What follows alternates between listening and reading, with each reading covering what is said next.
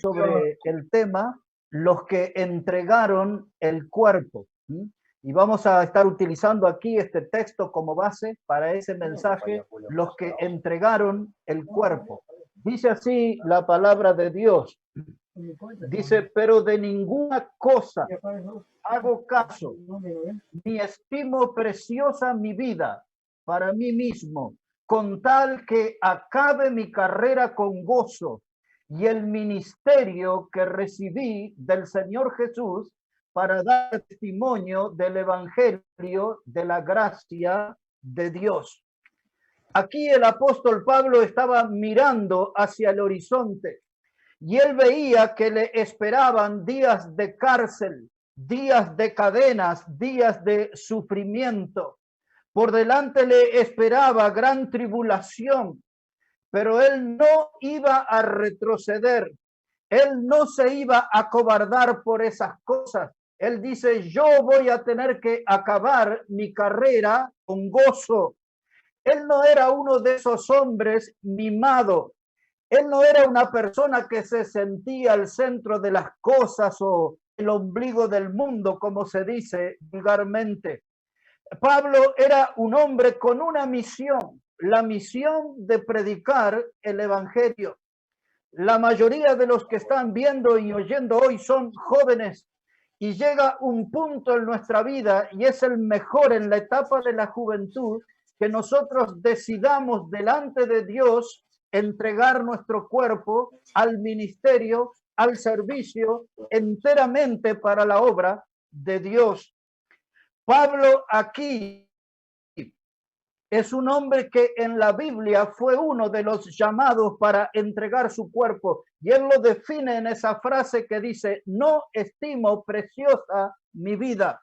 En otras palabras, él está diciendo, mi vida no está para vivirla para mí, sino para vivirla a Cristo, para vivirla con Cristo. Es eso lo que él está diciendo y de eso es lo que nosotros queremos aprender hoy, de este hombre que nos enseña cómo entregar nuestro cuerpo a Dios. Ahora, por un momento, les voy a llevar a la segunda carta de Timoteo en el capítulo 4. Y cuando llegamos ahí, vamos a poner nuestra mirada en los versículos 5 y 6. Segunda de Timoteo, el capítulo 4 y los versículos 5 y 6. Así dice la palabra de Dios, pero tú sé sobrio en todo, soporta las aflicciones, haz obra de evangelista, cumple tu ministerio, porque yo ya estoy para ser sacrificado y el tiempo de mi partida está cercano. Ahora, Pablo aquí nos está hablando sobre el final de su carrera. Entre nosotros, mis hermanos, es muy posible que este haya sido el último día de vida de Pablo cuando él escribió estas palabras. Aquellos que estudian la Biblia a este pasaje le llaman el canto del cisne. La razón por la que le llaman el canto del cisne es que el cisne canta una sola vez en su vida y es el día de su muerte. Y entendemos que Pablo, este fue el último día de su vida. Él está hablando del final de la carrera y sabemos, dice que él está listo para ser sacrificado. Él estaba seguro que su cabeza iba a ser cortada en una guillotina. Yo quiero que observen conmigo que para él la muerte no era un drama. Para él la muerte en este pasaje es presentada como un viaje de placer. Él lo dice en esas palabras, la hora de mi partida está cercana, como si fuera un viaje, nada más. No hay drama frente a la muerte.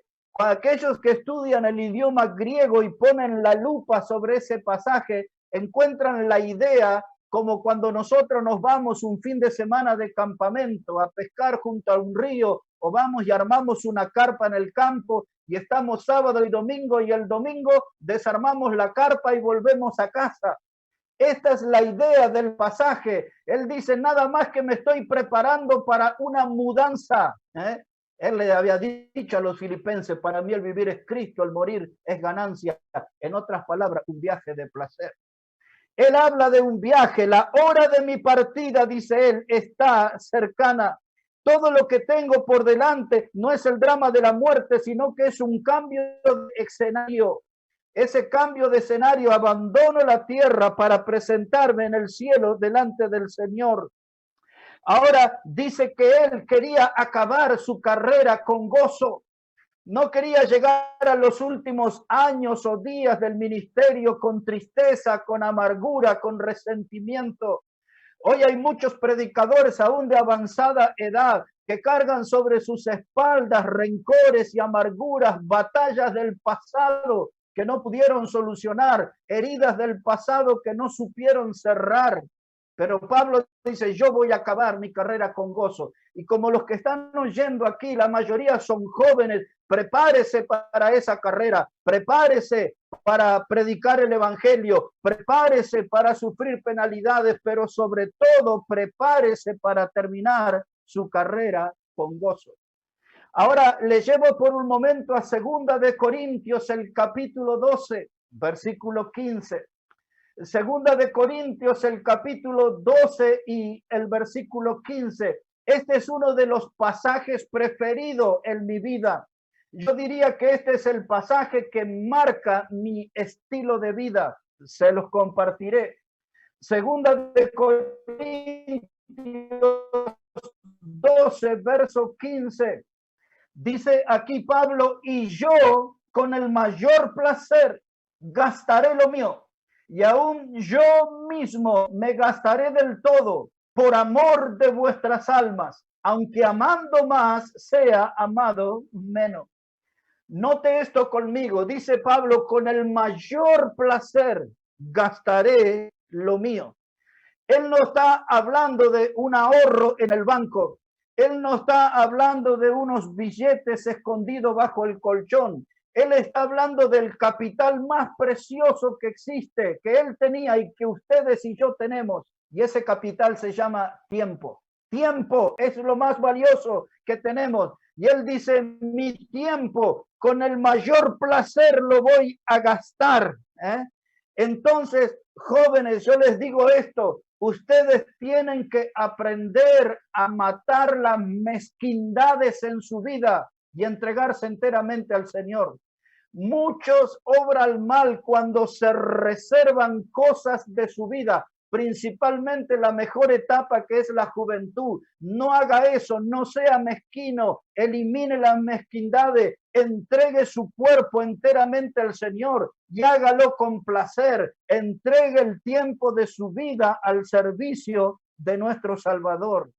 Pablo era un hombre difamado.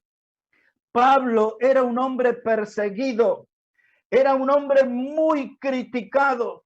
Él estaba acostumbrado cada día a sentir la presión del enemigo sobre su vida, pero él no perdía el gozo, él no perdía la alegría de poder servirle al Señor. Dice, con el mayor placer, no es con pesar, no es con tristeza, no es con amargura, no es con poca dedicación, no, con placer voy a gastar mi tiempo para servirle a mi Salvador.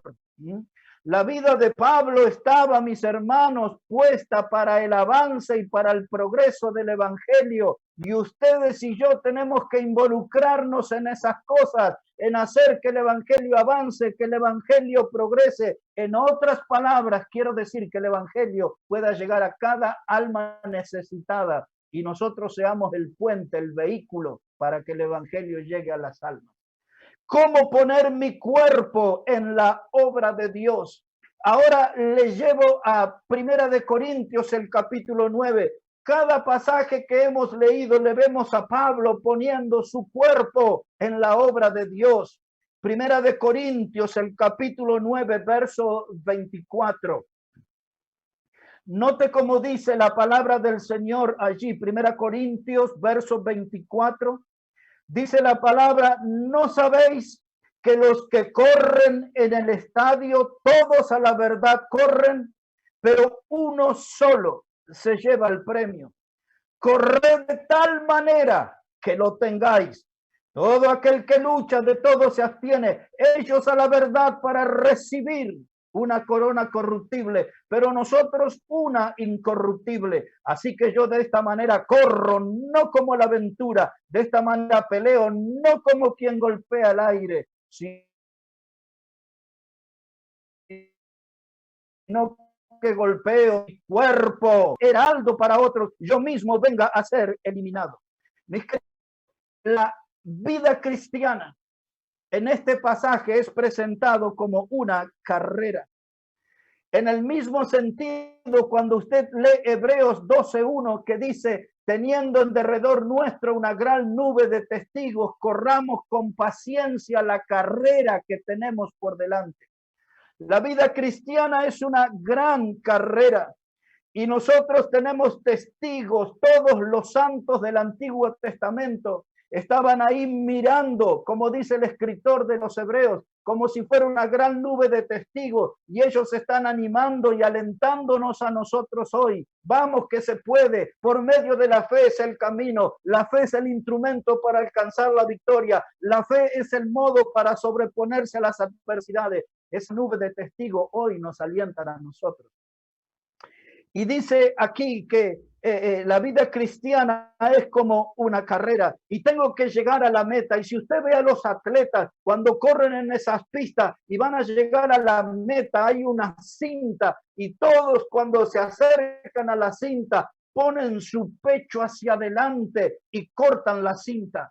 El atleta no se arrastra como si fuera una babosa. El atleta mira hacia adelante, hacia la meta, pone su pecho hacia adelante y alcanza la victoria. El apóstol Pablo está diciendo acá, dice, corred de tal manera que obtengáis el premio. Ustedes y yo como cristianos, no hay ninguna cosa que deba atemorizarnos. El coronavirus no va a ser quien nos va a derrotar a nosotros. Nosotros vamos a llegar a la meta y vamos a subir al podio. No me voy a quedar viendo a los vencedores desde abajo. Yo voy a subir al podio. Pablo lo dice en estas palabras, corred de tal manera que obtengáis el premio. ¿Cómo voy a obtener ese premio? Entregando mi cuerpo enteramente al servicio del Señor, sin mezquindades, sin reservas para mí. Se lo voy a dar enteramente al Señor para que lo use como un instrumento en su obra, como un instrumento de gloria y honra para Él. Y ahora Pablo presenta aquí el atleta, dice que el atleta de todo se abstiene. Un atleta, hoy por razones del tiempo no le voy a dar detalles de eso, pero pude competir en un alto nivel y sé lo que es cuidarse y sé lo que es participar en esas competencias de alto nivel. Pero dice, de todo se abstiene el atleta, principalmente de ciertas comidas que atentan contra su salud y su rendimiento. Pero el cristiano que está en la carrera, de lo que tiene que abstenerse es de pecar. Esa es nuestra principal abstención, abstenernos del pecado, porque el pecado nos estorba, el pecado nos elimina, el pecado nos condiciona. Yo tengo que abstenerme de pecar, tengo que abrazar una vida santa para ser un atleta vencedor y estar en el podio. Ahora, mire, él cambia la figura y pasa a la de un luchador.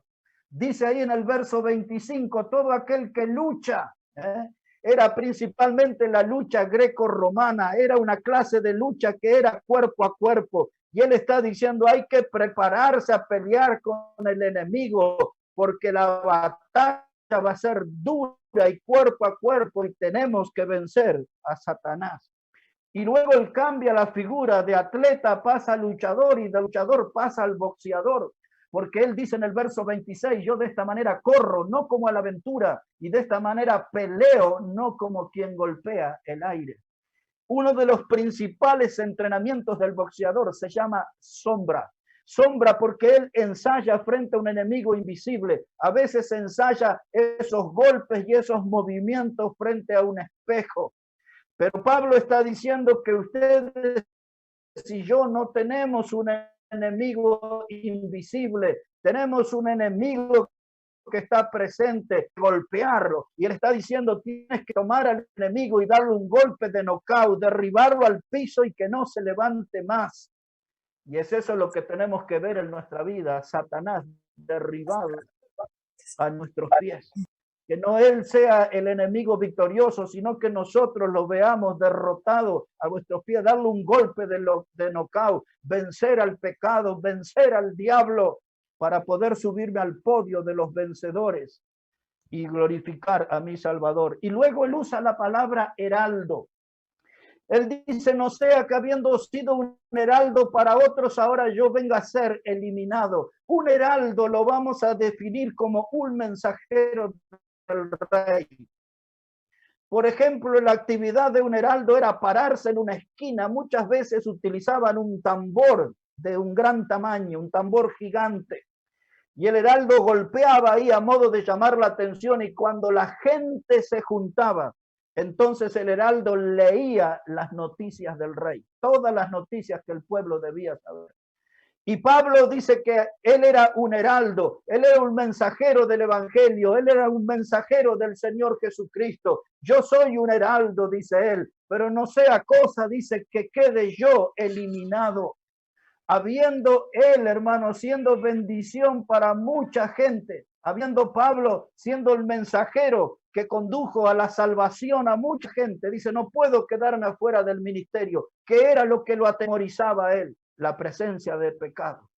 Si el pecado entraba en su vida, él iba a quedar eliminado del ministerio. Si el pecado gana lugar en nuestras vidas, Dios no va a poder usar nuestro cuerpo en el ministerio. Ahí está el enemigo a vencer. Victoria sobre el pecado y entregar enteramente nuestro cuerpo a la obra de Dios. Y ahora Pablo le dijo a Timoteo, haz obra de evangelista. En otras palabras, no te olvides de predicar el evangelio. Nada debe detenerte, nada debe enfriarte, nada debe paralizarte. Tú tienes que poner tu cuerpo para ser un mensajero del Señor Jesucristo. Amén, hermanos. En segundo lugar, les voy a llevar a otros jóvenes que supieron poner el cuerpo. Dejamos a Pablo, que nos dejó un marcado ejemplo. Y ahora vamos a ir a Babilonia, en aquel territorio donde 3 jóvenes mostraron su valentía y su decisión de poner el cuerpo para servir a Dios. Estoy hablando de Daniel capítulo 3, de aquellos jóvenes que fueron arrojados al horno de fuego. Eran jóvenes que estimamos andaban en una edad entre unos 17 y 20 años. Podemos decir que era gente que recién se estaba asomando a la vida, pero eran gente de una fe inquebrantable, eran gente de una fe realmente firme. No está para ser negociada la fe de esos muchachos, y ellos preferían morir antes que pisotear la fe, preferían morir antes que traicionar al Señor. Recordemos un poquito nada más su historia por razones del tiempo. Daniel 3, verso 14. Dice, habló Nabucodonosor y les dijo, ¿es verdad, Sadrach, Mesach y Abednego, que vosotros no honráis a mi Dios, ni adoráis la estatua de oro que os he levantado? Ahora pues estáis dispuestos para que al oír el son de la bocina, de la flauta, del tamboril, del arpa, del salterio, de la zampoña, instrumento de música, os postréis y adoráis la estatua. Miren lo que dicen ellos, versículo 17. He aquí nuestro Dios, a quien servimos, puede librarnos del horno de fuego ardiendo, y de tu mano, oh rey, nos librará. Y si no, sepas, oh rey, que no serviremos a tus dioses, ni tampoco adoraremos la estatua que has levantado. Conocían bien la palabra de Dios, conocían bien el mandamiento, no te postrarás ante imágenes, no adorarás imagen. Y ahora ellos estaban dispuestos a morir para no traicionar la palabra de Dios. Ellos estaban listos para poner su cuerpo. Ellos también son un ejemplo para nosotros. Los instrumentos sonaron. Era la indicación que había que doblar las rodillas ante el ídolo. Hoy hay mucha música mundana. Hoy los himnos de gloria, los himnos históricos de los bautistas están siendo reemplazados por música mundana y por cánticos que no nombran a Cristo, que no nombran el pecado, que no nombran la obra en la cruz, que no nombran el poder de la sangre preciosa, que no hablan de la resurrección de Cristo. Y hoy en día esa música moderna, contemporánea, reemplazó esos viejos himnos que reflejaban las principales doctrinas de la Biblia. Y hoy hay mucha gente, principalmente joven, se están postrando ante el nuevo ídolo, ante el ídolo de la música moderna en las iglesias. Dice aquí, mis hermanos, la palabra de Dios, que el rey tuvo conocimiento que esos jóvenes no iban a doblar sus rodillas ante el ídolo. Dicen, no adoraremos la estatua que has levantado. Y entonces el enemigo se enfureció. Cada vez que nos ponemos fieles al Señor, cada vez que queremos ser más obedientes al Señor, el enemigo va a mandar a calentar el horno 7 veces más. Es lo que sucedió aquí en la tierra de Babilonia. Dice aquí la palabra, al verso 19, Daniel 3, 19. Entonces Nabucodonosor se llenó de ira y se demudó el aspecto de su rostro contra Sadrach, Mesach y Abednego y ordenó que el horno se calentara 7 veces más de lo acostumbrado. El horno fue calentado, pero Dios mandó una protección especial para esos jóvenes, para aquellos que pusieron el cuerpo para la obra de Dios. Dios les protegió, salieron sin olor a fuego, salieron sin olor a humo, salieron victoriosos, porque dice aquí Daniel 3, el verso 28, dice entonces Nabucodonosor dijo, bendito sea el Dios de ellos, de Sadrach, Mesach y Abednego, que envió su ángel Dios y libró a sus siervos que confiaron en él y que no cumplieron el edicto del rey. Y escuchen esto, y entregaron sus cuerpos antes que servir y adorar a otro Dios que su Dios. Ejemplo de personas que entregaron sus cuerpos. Un hombre maduro, un viejo guerrero como Pablo, entregó su cuerpo. Aquí, gente joven, sangre nueva, entregaron sus cuerpos y estuvieron dispuestos a ser calcinados en el horno de fuego. Pero Dios los rescató y hasta el enemigo reconoció que ellos fueron librados porque entregaron su cuerpo. A esta altura, mi pregunta para todos los que nos ven y escuchan, ¿está dispuesto usted a entregar su cuerpo para ser usado por Dios? ¿Está usted entregando su cuerpo para ser usado por Dios? ¿Está dispuesto, los que no lo han hecho, a entregar su cuerpo? Porque aquellos que entregan su vida enteramente a Dios son aquellos que se vuelven grandes instrumentos de Dios. Déjeme decirlo en estos términos. El que aprende a entregar su cuerpo a Dios y a la obra de Dios, ese va a ser un protagonista. Sin embargo, el mezquino, el que se reserva partes de su vida, ese va a ser un espectador nada más en la obra de Dios. Y ahí es donde hay que definirse. ¿Qué quiero ser? ¿Un protagonista en la obra de Dios o un espectador en la obra de Dios? Si quiere ser un protagonista, va a tener que dar este paso, entregar su cuerpo al Señor. Muy rápido para la recta final, Daniel el capítulo 6. Ahí vamos a encontrarnos con otro hombre que nos enseña cómo entregar el cuerpo a Dios. Daniel el capítulo 6, versículo 1. Dice la palabra que pareció bien a Darío construir sobre el reino 120 sátrapas que gobernasen en todo el reino. Y sobre ellos 3 gobernadores, de los cuales Daniel era uno, a quienes estos sátrapas diesen cuenta para que el rey no fuese perjudicado. Pero Daniel mismo era superior a estos sátrapas y gobernadores, porque había en él un espíritu superior. Y el rey pensó en ponerlo sobre todo el reino. Si usted sigue leyendo aquí, los sátrapas y los enemigos se levantaron, planearon, hicieron allí un plan secreto para terminar con la vida de Daniel, porque Daniel había entregado el cuerpo.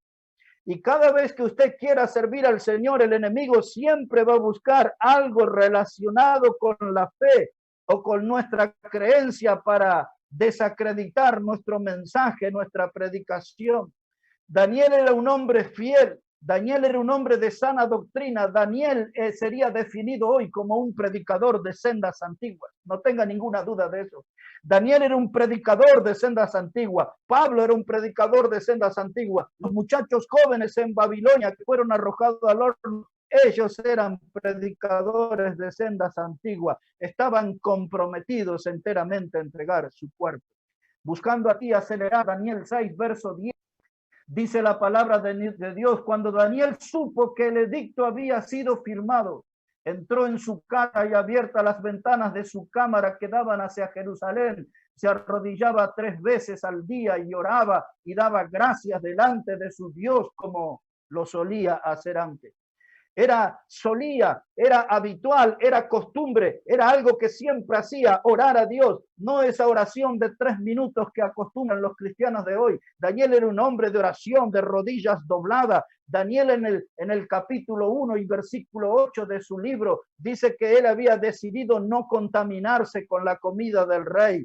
Es decir, que era un hombre que había decidido entregar su cuerpo enteramente a Dios, había hecho voto de pureza, había hecho voto de santidad. Él sabía que su cuerpo no era suyo, que era de Dios.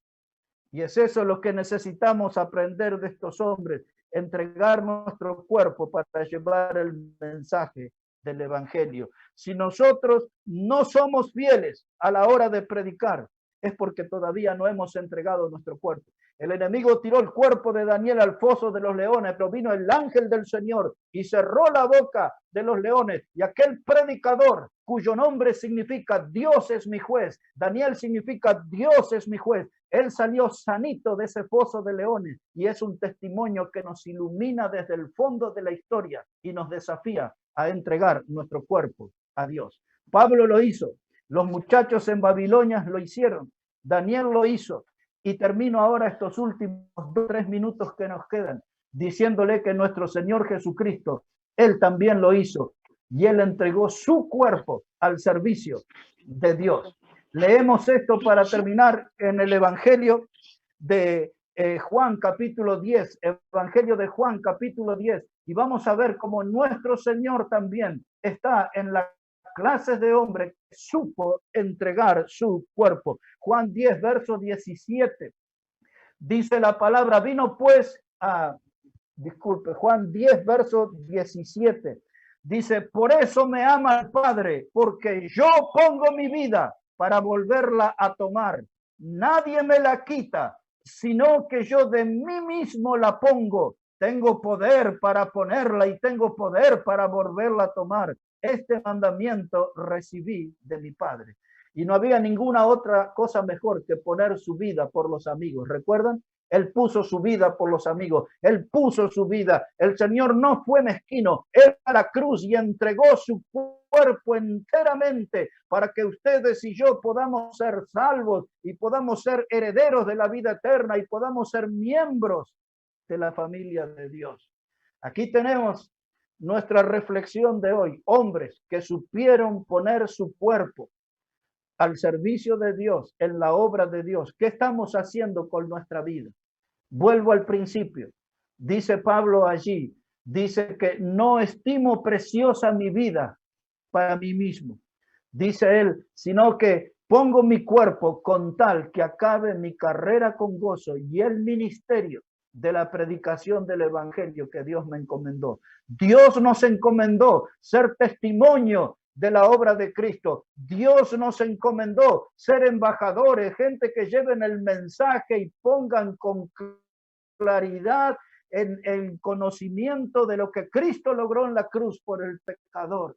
Ese es nuestro desafío, hermanos. Y vamos a tener una vida valorada por Dios, aprobada por Dios, y vamos a tener una vida que valga la pena vivir si predicamos el evangelio, poniendo todo nuestro cuerpo al servicio de Dios.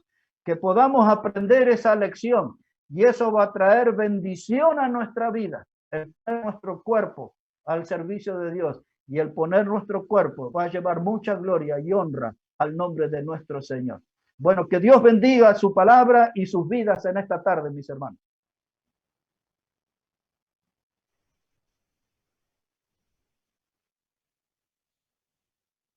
Amén. No, nada.